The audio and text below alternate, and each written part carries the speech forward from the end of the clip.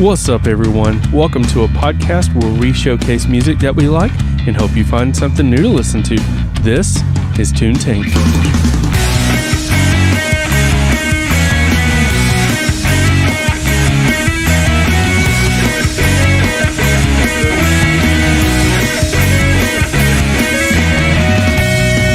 Alright, welcome to another episode of Tune Tank as I smash my desk with my chair. I am your host, Terrence, and on today's episode, we're going to sit down with my good friend, Giorgio. What's up, man? What's nice up? to have you back in the studio. Good to be back. But instead of doing a certain genre, we're actually going to sit down with you as an artist. What do you think about that? I'm honored. You like that? I'm so honored, yeah. Okay. Cool. So I thought we would... So you sent me a lot of songs, but I do have a segment in between a few of your songs that I want to do. I found some... I know you're a fan of indie pop. Oh, yeah. And I know you're a fan of pop punk. Absolutely. Well, I found a kind of a newer song, to me anyway, that is indie pop, kind of meets synthwave. Okay. And then I found a pop punk band that meets indie pop synthwave. So it's super interesting, and we're going to do a what I call roast or toast. Okay. And I'll get your reaction to them, not mine, because I've already heard them. Yeah. So I'll get your reaction to the roast or toast for those two songs. So that'll be kind of fun. That sounds fun. Yeah. So I guess we'll play just one of your songs. Okay. So out of the two that you sent me, just choose one. Yeah. And then out of the 6 that you sent me, extra songs, choose 4. Okay. But yeah, out of the 6 extra songs you sent me, we'll just choose 4 of those. So it's not like 48 songs long here on the... because I could do that. You could. But it would Marathon. be like a Let's 2-day go. long podcast. Yeah, everybody loves that. Break a record. It's all about watch time on YouTube these days. That's right. So. Oh, yeah. By the way, if you're watching on YouTube, what's up? This is episode 2 of season 2. So we are new at video. So hopefully everything looks okay, sounds okay. We'll be working it all out in like the post editing stuff like that. In the post recording, with the editing and stuff like that. So hopefully it sounds all right. Look at this. Watch this. We can get a nice little view of Giorgio there. And then you can get a shot of my freshly trimmed beard. Hey! Nice. If you're on Spotify, I'm so sorry. It's probably very strange to you, but, We're just having fun. Yeah. So you sent me 2 of your songs. I did. Which is the Interstate Live. We did a pop punk episode, and you already showed Blackberries. Yeah. So we don't want to show that one again. No. I mean, I would pick that one every time. But Right. we do have other songs. Okay. Out of the 2 that you sent me, go ahead and pick one, and we'll go ahead and play it. Well, we're going to go with Flesh and Bones. That's a newer song. Flesh and Bones? Okay. Yeah. Fun fact about this song, too, is I wrote it. I was inspired while I was at a show for one of the bands from one of the songs that we're going to listen to today. And I just I couldn't just sit there anymore. I just needed to write something. So I wrote this song while I was at their show, seeing them for the first time. It was the first time I'd ever heard them, seeing them live, and they were just so brilliant and amazing that they inspired me to write a song right there during the show. Nice. So, okay. Yeah. All right. So let's go ahead and jump into this first song. This is the Interstate Live with Flesh and Bones. But I want to remind you guys, if you're watching on YouTube, you will not be able to hear the songs at all. I do not have licensing rights, although Giorgio might give me permission to play some of his songs. But it's different when it comes to licensings, especially if you're under a record label. So you'll have to follow us on Spotify to be able to hear the full episode and the full length of the songs. And then if you have the free version of Spotify, you will only hear 30 seconds of each song unless you have Spotify Premium. So it's a good reason to upgrade. So let's go ahead and jump into this. This is the first song. This is The Interstate Life with Flesh and Bones.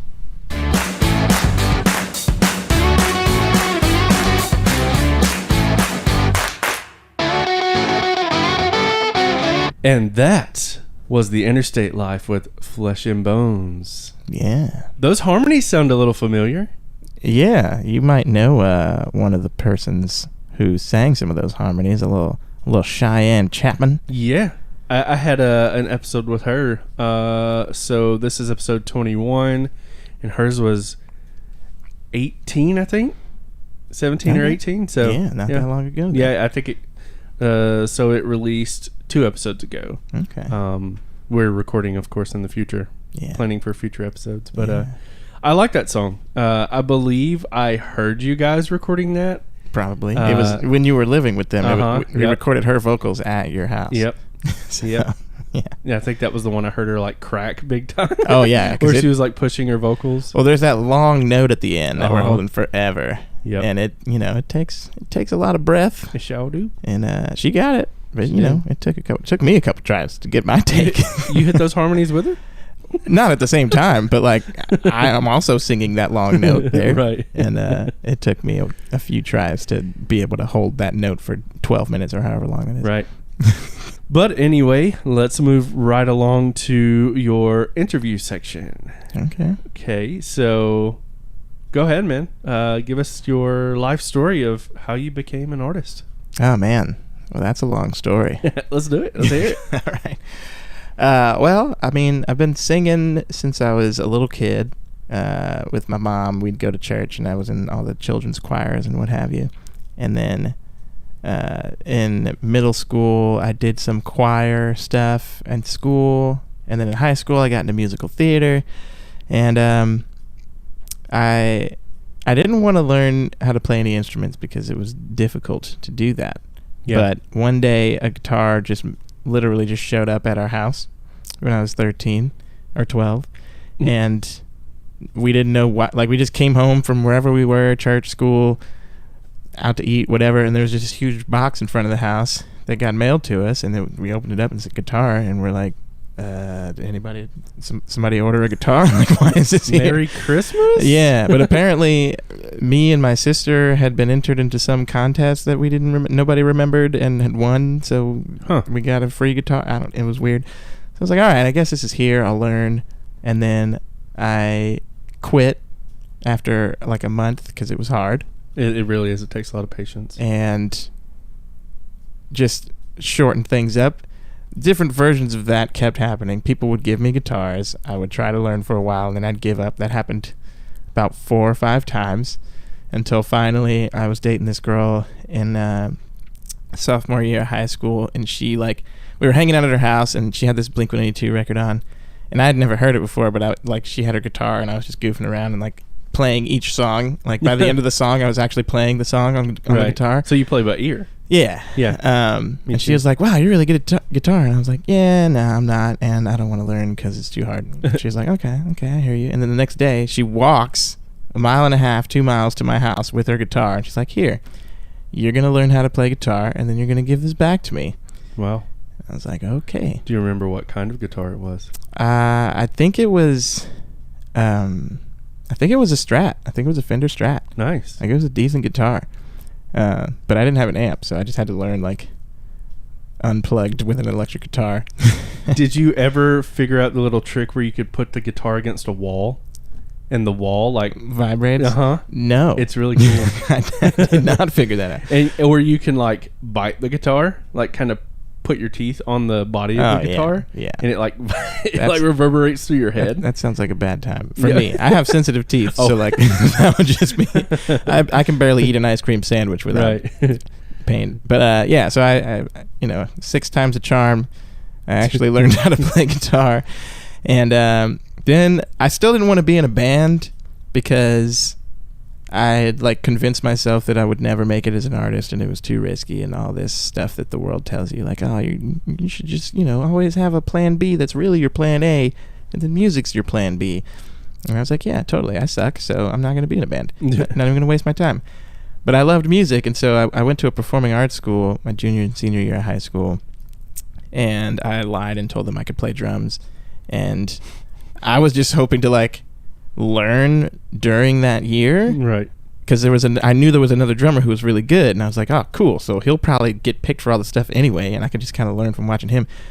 A week into school, he drops out of school. Oh no! So I'm the only drummer, the only drummer left, and I'm barely a drummer. But I still really wanted to learn, so I was like, all right, fine, y'all just have to deal with me not being too great for a while, but this is gonna be my jam. And so me and 2 guys, 2 of my best buds, Danny and Tim. We would like jam in between classes and get in trouble all the time because we weren't supposed to be doing that, but we did it anyway. And then Tim was a year older than me and Danny, and when he graduated, we were in Connecticut at the time. Okay. He moved to New York City, he moved to Brooklyn, and he was like, guys, we gotta still jam though. Like, I can't not jam with you guys. Right. And so I was like, all right, but I'm not going to be in a band. Like, I'll come jam with you, but we're not a band. He's like, yeah, dude, no, whatever. We're not a band. You're just gonna rent this rehearsal space down here. We're just gonna be jamming. It's just gonna be us. And I was like, all right, cool. So we did that a few times, and then after like a month, he's like, okay, so my aunt just throwing a Sweet 16 for my cousin. And what do you think about just like, we're not a band. We're just gonna like jam in front of my family. You know, it's like we're not, we're just jam. And I'm like, all right, whatever. And so we did it, and we like played some of the songs we'd been writing in rehearsal, and like it was really fun. And then like a couple months later, it's like, okay. So there's this venue, right? we're still not a band. Yeah, we're still not a band. We're just gonna jam in front of strangers, right? And I'm like, all right, whatever, man. We're in a band. And so I just kind of gave in. I kind of got tricked into being in a band, and like actually started writing songs. And I'd been writing poetry. I started writing poetry when I was 14, but same thing. Wrote my first song when I was maybe 16, 17. Okay.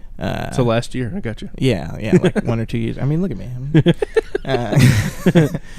But yeah, so that's kind of how I just got tricked into being in a band, and that forced me to write songs, and I haven't been able to stop since. Which you had kind of mentioned that story in your first episode. Oh yeah, I probably did. Yeah. You're like, I got tricked into being a band. They like dragged me into a band. Yeah. Now you know more of the context of like right. how you get tricked into a band. Right. Okay. So what song do you want to play first out of the 4 that we're gonna pick? Well, so I mentioned I wrote the song we just listened to while I was at a show. So we'll go ahead and listen to that song. It's by a band called Seryn or Seryn. The cool thing about this band is nobody knows how to pronounce it. Like right. And they made a rule. I was at I saw them actually like a week and a half ago in Atlanta. And they were like, yeah, we're not really allowed to say the name of our band on stage. And then they have these stickers that say it's pronounced Seryn, like just the name spelled out. So it's just like you say the name of the letters. No, they just had it written out. Like, it's just a sticker. It doesn't have any like phonetic anything. It just says it's pronounced and then the name of the band. So like, I love that. I got one of those stickers. But anyways, I was at their show, and this is one of my favorite of their songs. They're just incredible, and to see them live just is mind blowing. Okay. So this is a song called Ivory Black, and it's a beautiful, beautiful song. And hopefully when you listen to it, if you're an artist, you won't help but be inspired to just start writing a song while you're hearing this one right now, because I'm sure this might have been the song. I don't know which song they were playing when I wrote Flesh and Bones, but it might have been this one. When you sent me these songs, I didn't listen to them, so it's going to be a reaction from me. Yeah. Nice. I don't know any. I think I might know the Get Up Kid song, maybe a little, but that's about it. Oh, that was a spoiler for future. Now I have to pick that one. Well, I was going to pick that one anyway. Right. Well, all right. Let's check out this first song. This is Seryn with their song Ivory Black. Let's go.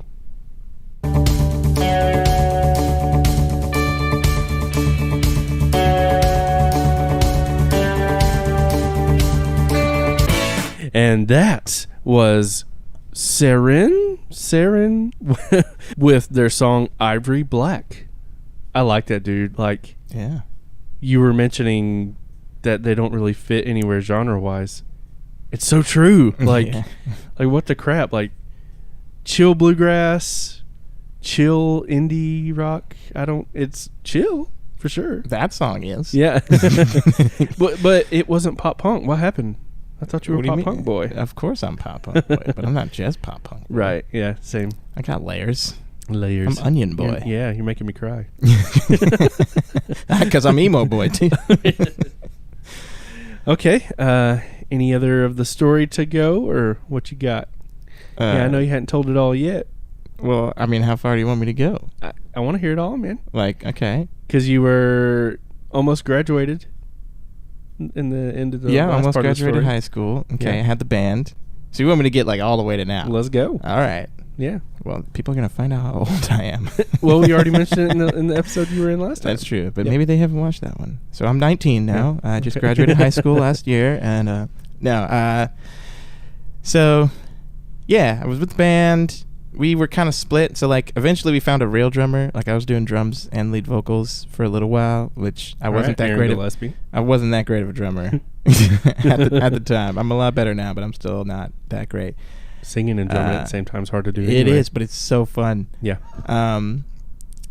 But we wanted a real actual drummer, and eventually Tim was going to college, and he met this guy Steve Kahn. Shout out to Steve Kahn, who is an insanely good drummer. He was like, I think he was going to school for it. He took like jazz drumming, and he was drumming in a bunch of metal bands. So like, he's just a stupid good drummer. Jazz metal. Yeah, so that took our band to a whole new level. Now that we had a real drummer, and I could focus on singing and playing guitar. And we played shows mostly just in New York and Connecticut, and I think we played one show in Jersey. And we did that for a few years until we just kind of started petering out. But then the issue was Steve and Tim lived in Brooklyn, and me and Danny lived in Connecticut. Right. So like, we would have to take an 1.5-hour train to get together and play shows and or practice, and it was just a lot of strain. Yeah. And so eventually just kind of faded out, and I just couldn't stop writing songs. I had the bug, couldn't stop. So even though it was like a good year or two that we hadn't played any shows, I was still writing songs all the time. So I had like a bunch of songs with nothing to do with them. So, right. So I eventually started making YouTube videos because a bunch of my friends were like, "Yeah, you should make YouTube videos because you're super talented." And I was like, whatever, fine.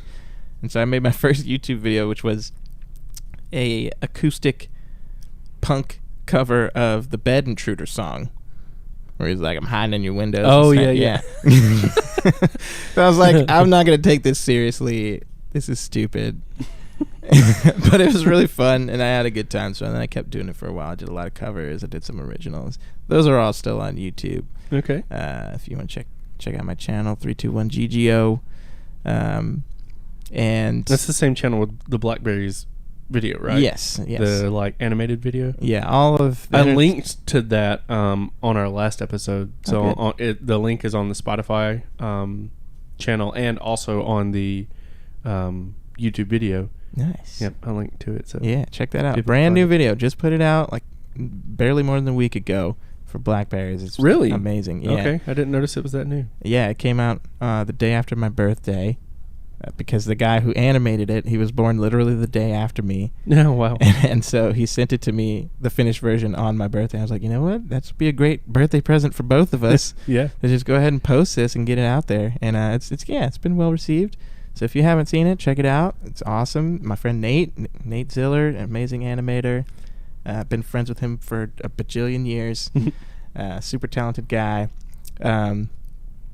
So yeah, back to the story. I was making YouTube videos, and then I started doing open mic nights. Nice. And because it was just me by myself, I didn't have the band with me anymore. It was just too hard to get them together. And then I hate this part. So I did open mics for like a year or so. And Danny, the bassist, got into a car accident and did not survive. Oh, man. So we were in our early 20s. I think he was 23 when he passed. And so that just, like, crushed me. But at the same time, like, he was all about jamming. Like, he was the reason we jammed in the first place. And all he ever wanted to do with anybody was like, yeah, let's get together and jam. Let's jam. And he was just a super deep, like, really great friend. You'd have the deepest conversations. And, yeah, he was one of my best friends for sure. But I knowing him, like, I couldn't stop making music. Right. Like, I know that's what he wanted. What he would want me to do is to, like, keep making music and just, like, go. So I didn't know that, dude. That sucks. Yeah. But, so I couldn't stop, but I did leave Connecticut finally because I was miserable up there. And you came down to Alabama. Well, I came to Alabama by way of Mississippi. I was in Mississippi for a year. Okay. My best friend had a house there and was like, yeah, if you want to live here, come on. And I was like, dude, if you're serious, I'll be there. And I just took whatever I could fit in my station wagon that I had at the time and just left, which I left more than half of my stuff in Connecticut, and it's just gone because I was like, wow, just need to get out. And Yeah. I didn't have any money. Like I couldn't even afford to get there. Like I had to borrow $50 because I ran out of gas. Wow. On my way Okay. down there. And I know so many people that lived up north and just moved down here. But yours was more of like you had a friend that said they had a house you could come stay at, right? Okay. yeah. Most people, it's like, oh, the cost of living is so much less. Oh yeah, and it is, Yeah. which is a big part of it. I also hate the weather up there. I like to be just stupid hot. Like even people down here are like, I'm wearing a hoodie in the middle of June. And they're like, I've noticed. yeah. Yeah. I would be wearing a hoodie right now because it's cold in this house, but Yeah. I We have tall ceilings, so I have to keep it. I have to keep it cold down here to keep it comfortable upstairs. That makes sense. Yeah. That makes sense. I'm just gonna wear my hoodie next time. Do it. But yeah, so here I am in Mississippi, no money, just one of the guitar or two actually. I had 3 guitars because some stuff I skipped some stuff. I was famous for a little. I should just go ahead and Do it. Yeah. Tell that part. there. So I had a viral YouTube video in the midst of that. This was maybe about a year and a half before Danny died. I had a viral YouTube video went viral of me just goofing around at a Sonic drive-in. Yep. And that blew up, and I ended up being on the Ellen Show a couple times and just traveling around playing music. And I tried to get the band back together, but it didn't work out. It was just wasn't working. Right. And so she brought you on because of that video, right? yeah, because of the Sonic video, which that was crazy fun. It was a video of you just basically playing your order, right? Yep. Yeah. Yeah. And it wasn't. We weren't trying to make a like. I was just goofing around. So I was actually practicing for an open mic night that I was going to do that night. And my buddy lived upstairs from me at the time. He comes down. He's like, "Hey, you want to go for a ride?" And I'm like, "Okay, sure, whatever." Go get some food. And he was like, "Well, bring your guitar." And I was like, "All right, yeah, good, because I need to practice for this open mic night anyway."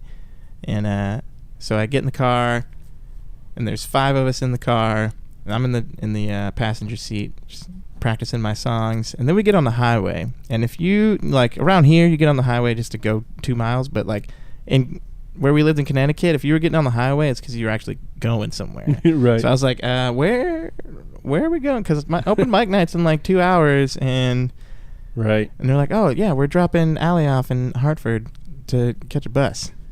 Hartford's like an hour and a half away. Okay. I'm like, well, guess I'm not doing my open mic night. Like, you guys suck. You should have told me that. And they're like, we did. And I'm like, yeah, you probably did. But anyways, on the way back, like at the time, there were only 2 Sonics in Connecticut. And so they didn't really even know or care about Sonic, but I was all about it because I grew up in the South. And Right. I was like, we have to stop at Sonic. Like, we're going to be driving past it. You drag me all the way out here. So let's go to Sonic. And then we get there, and there's still 4 of us in the car. And I'm kind of looking around like, where am I going to put this guitar? And then it just kind of like, by osmosis, everybody in the car was just decided I was going to sing the order.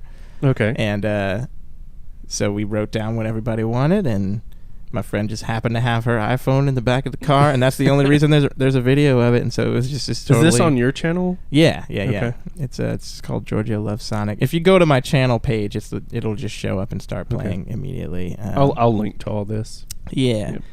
But yeah, so that happened.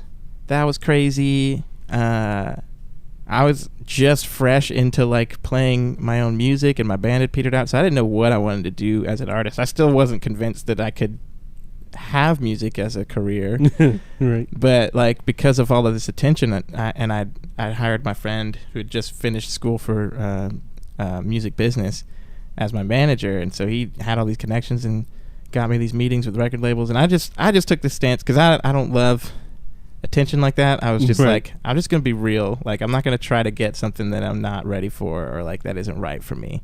So I'm just gonna be honest. And so in all these meetings, I was super honest. It was just like, yeah, I was in a band that hasn't really been doing anything for over a year, and I've done 3 open mic nights and have written like 4 songs. Like, I don't know what I want to do as an artist. I don't know who I am, but here's one of my songs. And like, so pretty much everybody's response is like, you're super talented, but I guess come back when you know what you want to do, because we can't really work with you if you don't know what you want. And I was like, fair. Yeah, that's cool.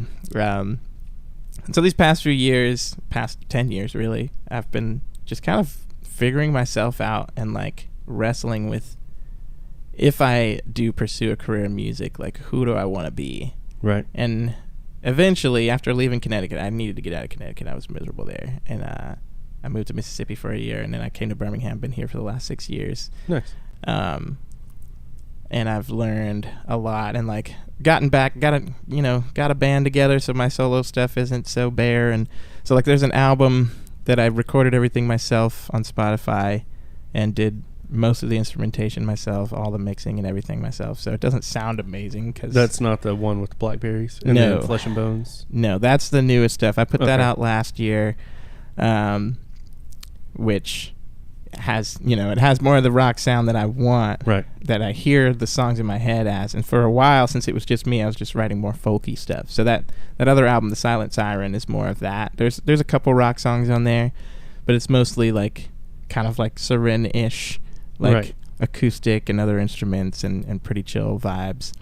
But yeah, I'm getting back into writing more rock music. I got another album in the works at the moment. It's going to be kind of all over the place genre-wise as well.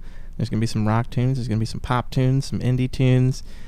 And it's going to be really raw and honest. And you said it was called I Love Me Not? Yes. Yeah. That's the album I'm working on. Yeah. Hopefully. Sounds like you got some self-struggles you're working through your music there. Oh, constantly, yeah. That's kind of what I came to. Like, right now, who I've decided I want to be as an artist is just like, the music that I connected the most with is just super just raw and real and honest stuff. And, you don't want to, music about twerking and sex and drugs. No, I mean, and that's fine.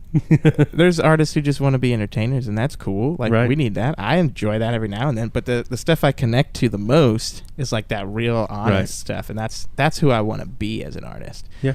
And so I'm just getting real about all my insecurities and the things that hurt me and the things that excite me and the things that make me mad. Like this album is going to be just the realest stuff that I've ever written. And I guess that brings us to now. It's exciting, man. Yeah, man, I didn't know about your was it your bass player? Yeah, I'm a bassist. That sucks, dude. I'm sorry. Yeah, that's a story I didn't know about you. Yeah. And I've known you for what, 3 years now, maybe 3-4 years. It's been a while. Yeah. Well, so we've so far done 2 of the 3 songs off the most recent EP, right? Flesh and Bones and Blackberries. The 3rd song, We Were Alive, that's about Danny.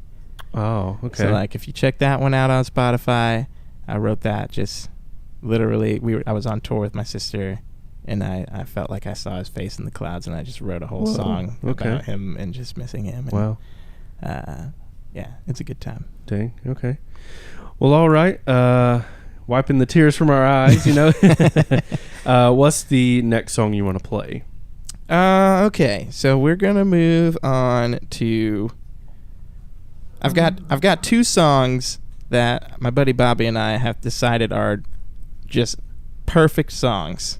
Like, everything about them is perfect. So I'm going to do one of those now. Okay. And I'm making you like narrow it down from 6 to 4. Yes. So you're probably like, oh, come on. Oh no, I've picked the 4. Okay. It hurt to like have to say no to the other 2, but it's fine. Right. So we're going to start with Red Hands by The Deer Hunter. Okay. This song is just, everything about it is perfect. The emotion, the dynamics, the feeling, like, you'll hear it. The production, there's good stuff, huh? There's not a single thing that could be better about this song. Like, it's just perfectly crafted. And I figured, if I'm looking at songs that inspire me and I want to share them, like, the fact that I consider this song perfect means it has to. For real, yeah. Yeah, then I have to include it. Well, all right. Let's check this out. This is The Deer Hunter with their song Red Hands.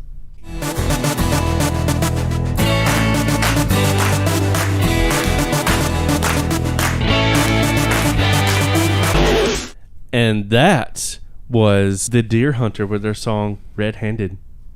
Dude. Yeah. What the heck? How have I never heard this band? Hold on a second.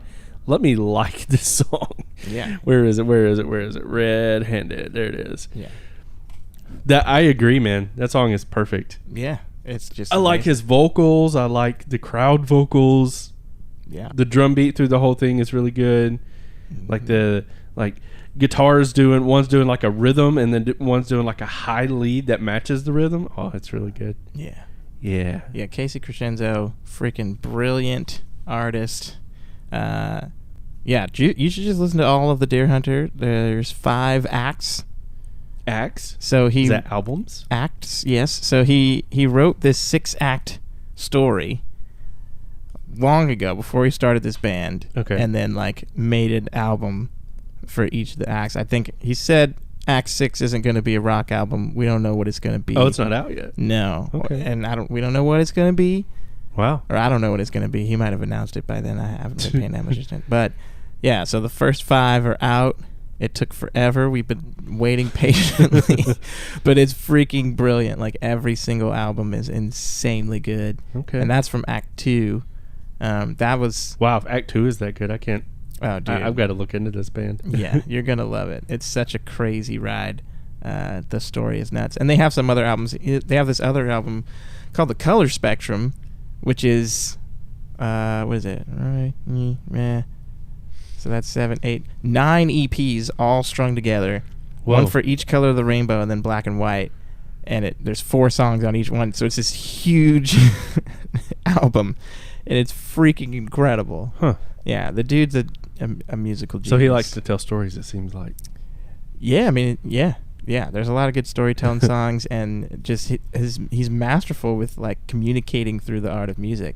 The dude just, he's insane. He's composed and directed symphonies too. Huh. Like, yeah, he's incredible. You should definitely check out the Deer Hunter for sure. Like after this, yeah, I'm gonna be jamming out to some of the Deer Hunter. Yeah. Yeah. But okay, so we're gonna take a break between your songs there. Okay. And we're gonna bring in my roast or toast segment. Yeah. And I found 2 songs. I know you like indie pop. Love it. And I know you like pop punk. I hate it. Okay. So I'm gonna go delete episode 11. So I found 2 songs like 3 days ago, and I wanted to show them to you. One is like a indie pop meets synthwave, and you know what synthwave is. It's like that 80s vibe type songs. Yeah. And then one is like indie pop meets synthwave and pop punk. Okay. So it's like a mix of the 2 genres that I know that you like. So we're going to showcase them. The first song, as my microphone stand squeaks, is called Super Deluxe by the band Bearings. Have you ever heard of them? I have. You have? Yep. Okay, I had never heard of them.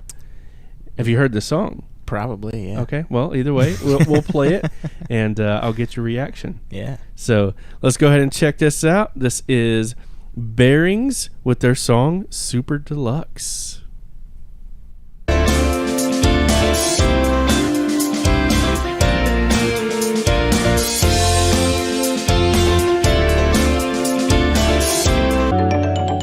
And that was Bearings with Super Deluxe.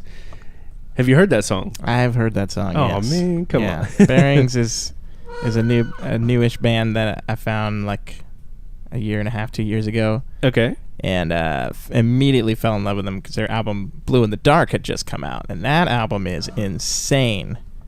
Like, it's every song I was like, this is the best song ever, and then the next song would play and I'm like, this is the best song ever. And then it just kept going until the album was over, and I was like, why is the album over? Why isn't there more? Right. So yeah, big fan of Bearings. I had never heard of them at all. Yeah, I'm sorry, that's on me. No. That's on me. I should have told you about Bearings. Right. But yeah, I actually don't love this new album that they put out. Which is this one? Yeah, Hello, okay. It's You, and that includes that song. The songs aren't bad. It's just that I know what they're capable of because of Blue in the Dark, and like, I love when bands switch up their style, but the kind of overblown heavy reverb on the snare and like overblown overheads mix of the drums is a bit too much for a whole album. I feel like they were going, so while it was playing, I mentioned it sounded like the newest Emarosa album. Yeah. Which I feel like both of those albums are very similar sounding, and it's like an 80s style on the drums. Yeah. Which is cool, and I feel like whoever produced Emarosa's album did a better job. Well, just saying, you said roast or toast, and so I'm picking roast on this one. I'm just going full roast. Like, the songs are decent. It's mainly the production that I don't like of it. Like, okay. I think the drums could have been produced a bit cleaner so that you could hear other things a little better. Right. Because they're so, like, the overheads are so overblown and the snare has so much reverb on it that's really all you can hear on the high end and the mid range is, like, snare and overheads. Right. And you lose whatever nuances are happening in the guitars and then the vocals. The vocals are even mixed quieter than I feel like they should be. They don't cut through the mix as well because there's so much overblown stuff in that mid and high range. But I like that they switched up the style. I like that they switched up the vibe. I like this synthwave, like 80s stuff that everyone's doing, but yeah, but that Emarosa album's definitely better. If we're like looking at a similar genre and like, that it just sounds better. It's a lot cleaner. Right. Better produced. Okay, so final verdict on that song, or are you going roast or toast? I'm going a hard roast on that. He's going a hard roast. Yeah, sorry, Bearings. Okay. I'm looking forward to whatever you guys have next, though. I'm not a fan now. Right. I'm still a fan. I would toast it, I guess, because I just discovered them, so I thought that was their style, but I guess someone... Yeah, listen to Blue in the Dark. A fan like you coming from, albums before. I guess that makes sense. Yeah. So this next one is like full-on synthwave. All right. Mixed with like indie pop. Okay. Which is, for those that don't know, my episode before this was indie pop and ambient pop. And to me, like, one of the most well-known indie pop bands is Churches. Mm-hmm. They're so good. You know them? Amazing. Yeah. Yes. Love them. This is not a Churches song that I'm showing you, but I probably would have heard it already. So that's He Said, She Said. He Said, She Said was their song that I played. Do you know that one? Probably. It's super good. Yeah. Okay, but this next song that I'm going to play is a band called Cannons. Never heard of them. Okay. All right. We're getting on a good note here, and it's a song called "Bad Dream." So I'm excited for you to hear this one. I'm gonna get your reaction on it. I really like this one, so let's go. This is "Bad Dream" from the band Cannons.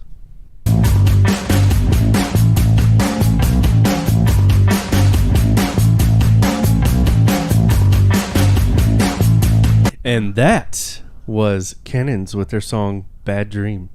Nice. You never heard that? I had never heard that. Me either, until like 3 days ago, and I've been blasting this while doing my food delivery. Yeah, it sounds like it'd be a great driving song. Yeah. Especially driving at night. These are studio headphones, so they're kind of a flat EQ, but turning my bass up in the car, it sounds so good. Oh, I bet it does. Yeah. Okay, so let's get your opinion on that one. Don't immediately say roast or toast. Just give us like... I know you mentioned like the drums thing with bearings. You said it was a little overbearing.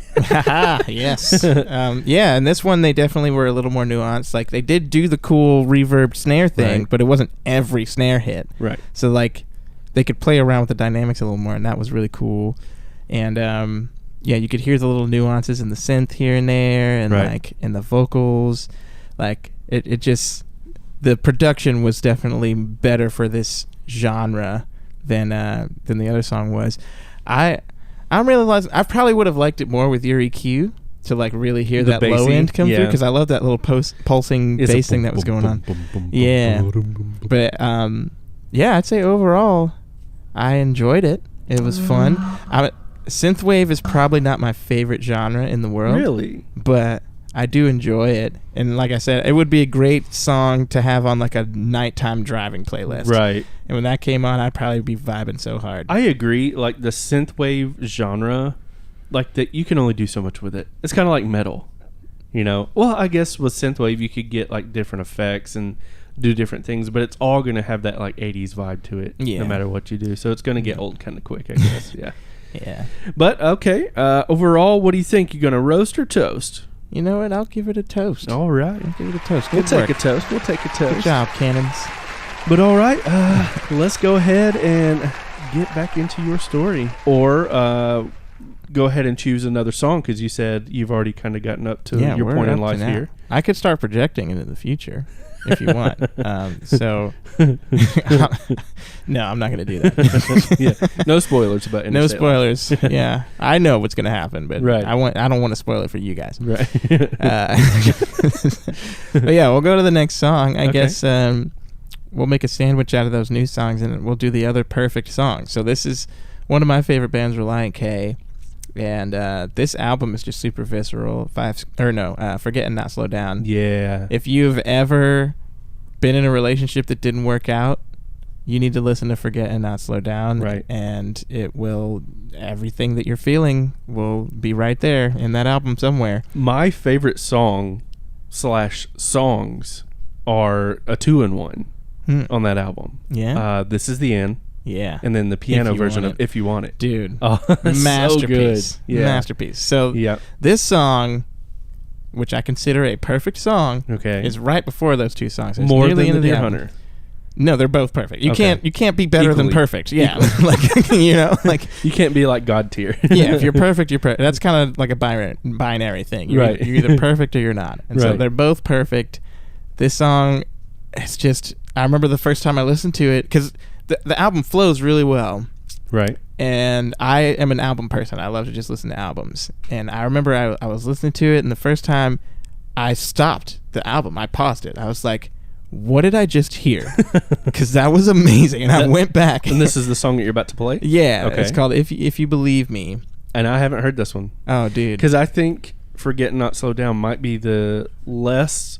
How do I word this? Like the album that I've listened to the least from them. And it's not because I don't like it. It's just, my favorite two albums from them are Of course. and Five Score and 7 Years Ago. Yeah, which is Yep. fair.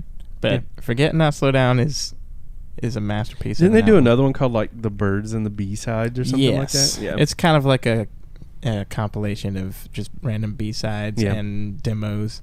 It's really good still. Yeah, it's good. And they came out, like, it was like a double album with the Nashville, Tennessee EP, which is basically the length of a full-length album. Right. And they both came out at the same time. They're both really, really good. But yeah, this came out, I think, just after those two.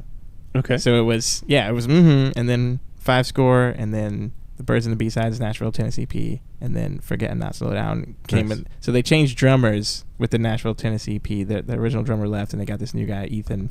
Okay. And he freaking comes out swinging, pun intended, Yeah.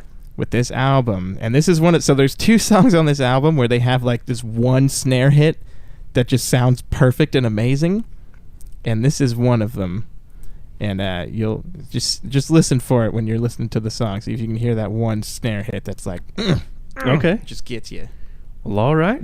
Let's go ahead and get the hype train going. Let's go. With Relient K and their song, If You Believe Me.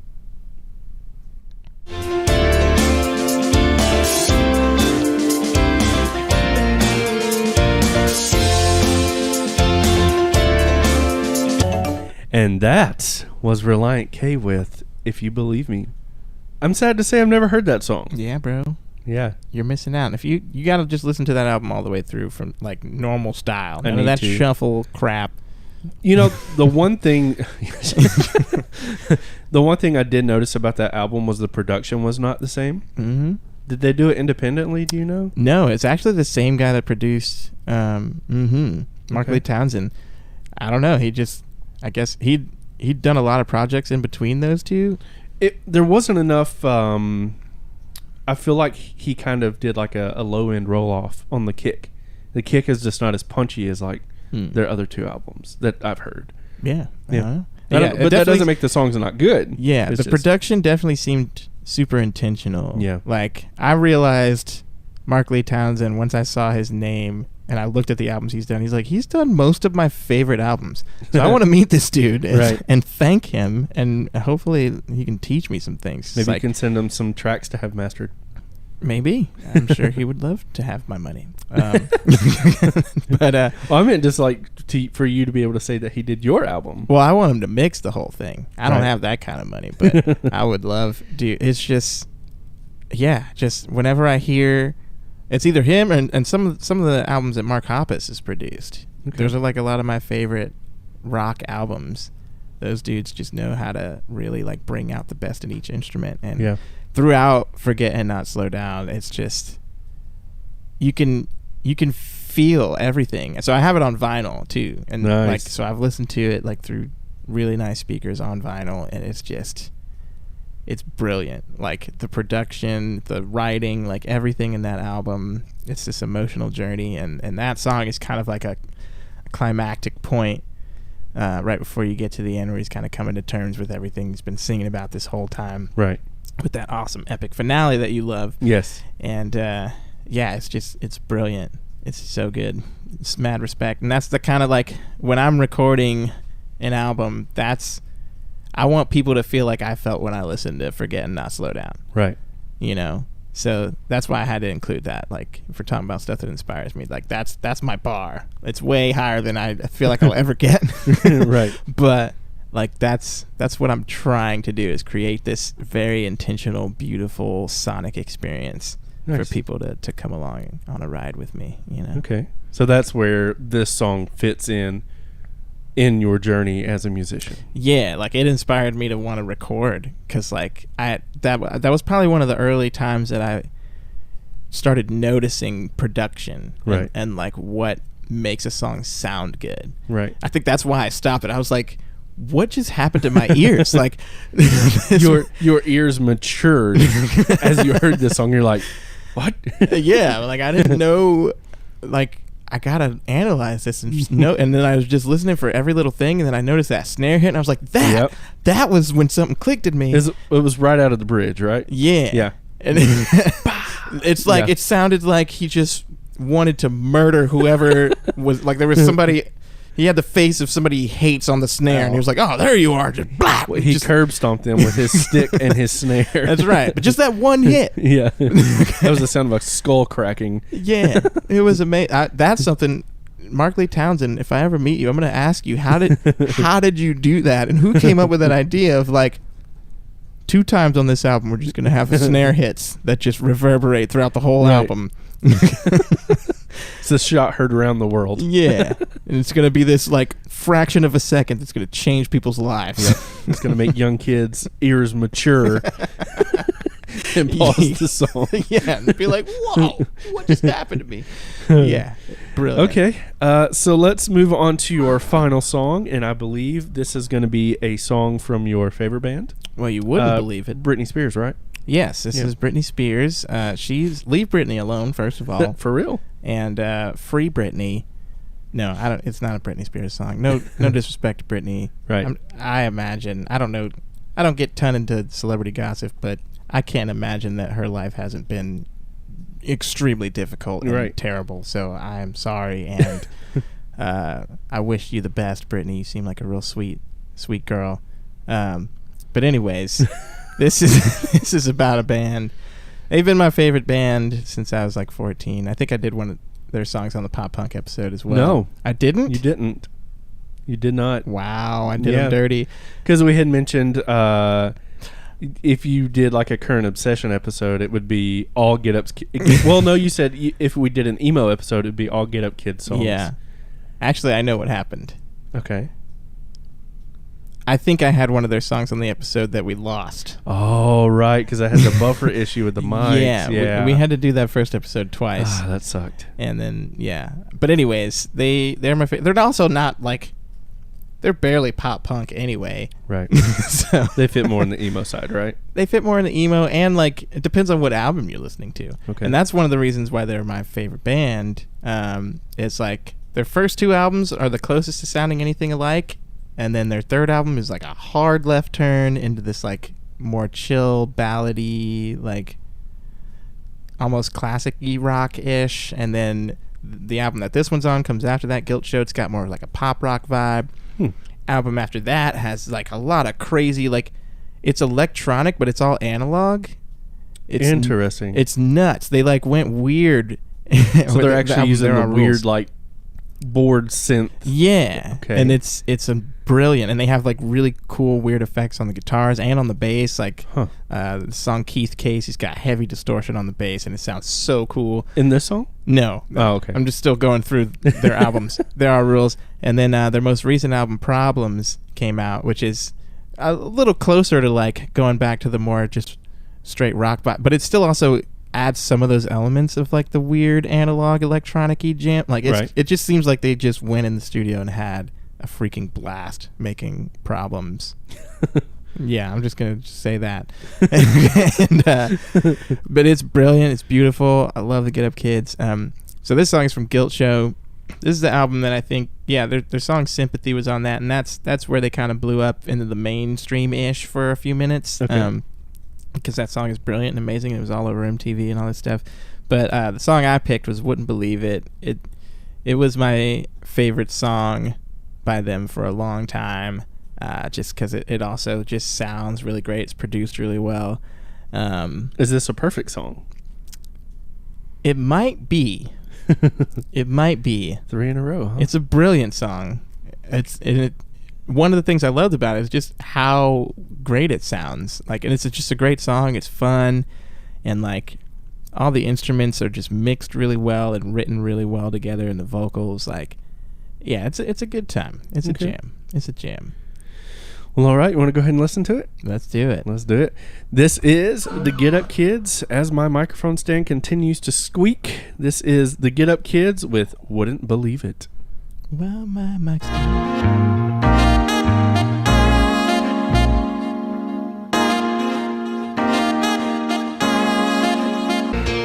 And that was the Get Up Kids with Wouldn't Believe It. yeah. I like that. Like, okay, so that song is 3 minutes and 47 seconds long. Mm-hmm.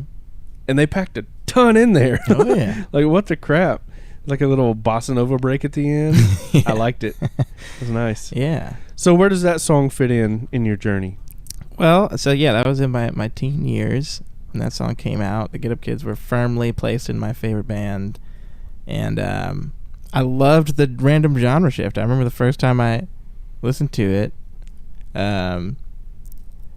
like hearing that, I just raised an eyebrow. I was like, "What am I hearing right now?" Right. I was like, "I'm feeling it, and then it goes straight into the next song from there, and I just had so much respect. Like, these guys are just such artists. And listening to it again now, I think I realize why I love that so much, particularly in their catalog. I think a lot of what they do best is in that song. And so Okay. they're very much a collaborative band. Right. Where, like, you've got Jim Suptic playing the lead guitar, and throughout that whole song you could just listen to the lead guitar and be like, that's an amazing song. But then also you've got Matt Pryor on the lead vocals and the rhythm guitar, and the tone on that thing is freaking beautiful. Yes. And the way that the rhythm and the lead play with each other during those breaks in the beginning, like,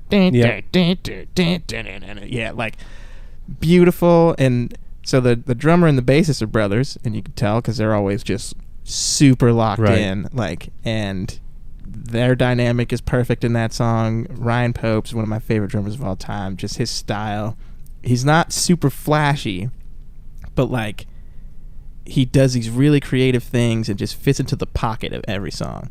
And it's just, he's at his best in that song. And then you've got James DeWeese and his weird keyboard, like, just playing that one. I've never heard like one note just repeated sound so good. Right. He wasn't even playing octaves. No, it was just it like was one literally single like pointer finger.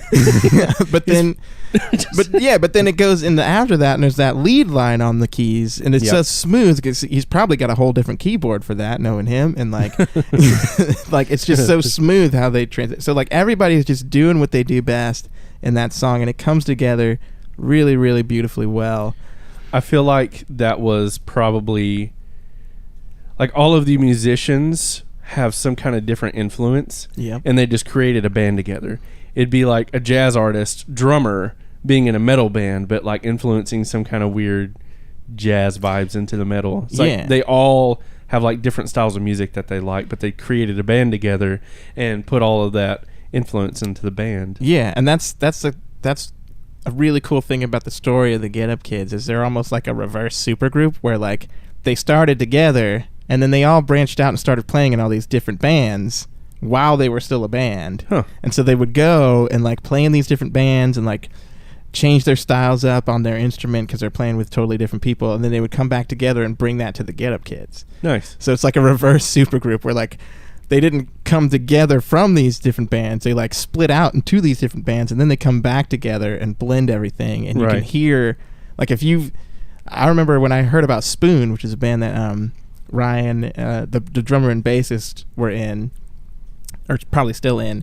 And like I listened to their albums in between some Get Up Kids albums, I was like, wow, this is like a totally new style of drumming and bassing that they're doing here. And then the next Get Up Kids album came out, I was like, this is straight up like Spoon. Like they just brought what they developed with this other band into the Get Up Kids, and it was so cool. And then James DeWeese, he was touring with My Chemical Romance for a while, and then he's got his side project Reggie in the Full Effect, and you can kind of hear his growth in that band and how he brings that to the Get Up Kids.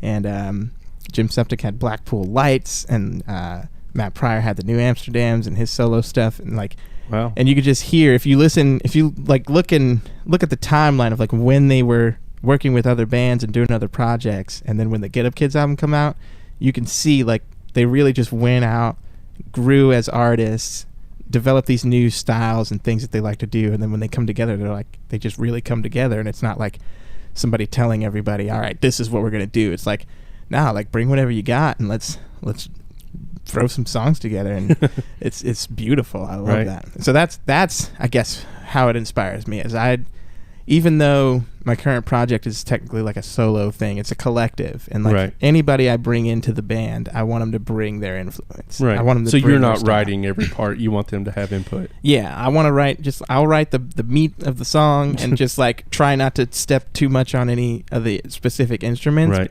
Because I want them to come in and like bring their ideas and their styles and their influence, and that's mainly from the Get Up Kids, like hearing how they sound and like seeing them play together, and just loving that collaboration that they do. All right. Well, all right. I think that's gonna wrap it up. Yeah. Yeah. Thanks for coming in, dude. Yeah, man. It's been fun. Yeah. Do you want to come in again for an emo episode, or a current obsession, or yes and yes? Yes and yes. We'll just do like a 6-hour episode. We could. We just like playing random music. Yeah, just hit shuffle on all of Spotify. Oh God. Roaster toast. Blind roaster toast. Here we go. Right. But all right, I think we're going to wrap this up. I'm going to post the links to the Interstate Life and videos and stuff that all we talked about with the Ellen stuff and all that. I'll post those, where people could check them out. So, yeah, thanks again for coming in, man. It's been fun. Yeah, thanks for having me. Before we get out of here, make sure you give us a follow on Instagram, here on Spotify, YouTube, and on Twitter. And that's all at Toontank Podcast. And then you can email us some suggestions, some comments, or just some random love at toontankpodcast@gmail.com. But we're going to wrap this up. Hopefully you guys had some fun, and I will catch you in next week's episode. Later.